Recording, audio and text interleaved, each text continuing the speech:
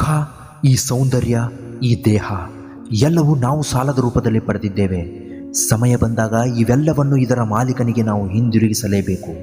ಶಾಶ್ವತವೇ ಅಲ್ಲದ ಈ ಬದುಕಿನಲ್ಲಿ ಎಲ್ಲವೂ ನನ್ನದೇ, ನಾನೇ ಮಾಡಿದ್ದು, ಇವೆಲ್ಲ ನನಗೆ ಸೇರಬೇಕಾಗಿದ್ದು ಅಂತ ಯಾಕೆ ಅಹಂಕಾರ ಪಡ್ತೀಯ?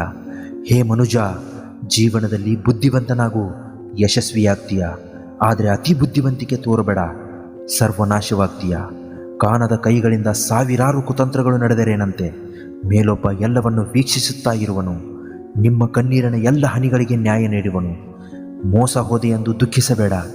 ನನ್ನನ್ನು ನಂಬಿದವರಿಗೆ ಮೋಸ ಆದರೆ, ಮೋಸ ಮಾಡಿದವರಿಗೆ ಮೋಸ ಮಾಡಲು ನಾನು ಯಾರನ್ನಾದರೂ ಸೃಷ್ಟಿಸುತ್ತೇನೆ. ಸಮಯ ಸಂದರ್ಭ ನೋಡಿಕೊಂಡು ಖಂಡಿತವಾಗಲೂ ಸೇಡು ತೀರಿಸಿಕೊಳ್ಳುತ್ತೇನೆ ಎಂದು ಶ್ರೀಕೃಷ್ಣ ಪರಮಾತ್ಮ ಹೇಳ್ತಾರೆ. ಯಾರೇ ಪಾಪ ಮಾಡಲಿ, ಅವರು ಮಾಡಿದ್ದು ಅವರೇ ಅನುಭವಿಸ್ತಾರೆ. ಕರ್ಮದ ಏಟು ತುಂಬ ಭಯಂಕರವಾಗಿರುತ್ತೆ. ನಮ್ಮ